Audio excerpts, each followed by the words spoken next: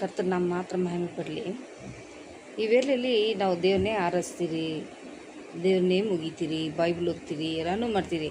But ನಮ್ಮ ಸ್ವಭಾವ ಯಾವ ರೀತಿ ಇದೆ? ಬರೀ ಚಾಡಿ ಹೇಳೋದು, ಇತರಿಗೆ ದ್ರೋಹ ಮಾಡೋದು. ನಾವು ಏನು ಮಾಡೋಣ? ಇದರಿಂದ ಏನಾದರೂ ಪ್ರಯೋಜನ ಇದಾ? ಇಲ್ಲ. ದೇವ್ರ ವಾರ್ತೆಗಳು ಹೇಳ್ತದೆ, ನಿನ್ನ ನೆರೆಯವನು ನಿನ್ನ ಹಾಗೆ ಪ್ರೀತಿಸಂತ ದೇವ್ರ ವಾರ್ತೆ ಹೇಳ್ತದೆ. ಅದನ್ನು ನೀವೆಲ್ಲಿ ಪ್ರೀತಿಸ್ತಾ ಇದ್ದೀರಾ?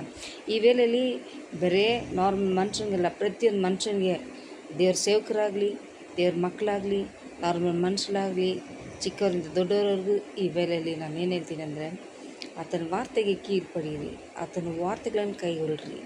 ಇದರ ಮೇಲೆ ನಾವು ಚಾಡಿ ಹೇಳ್ಬಾರ್ದು ಅಂತ ದೇವ್ರ ವಾರ್ತೆಗಳು ಹೇಳ್ತದೆ.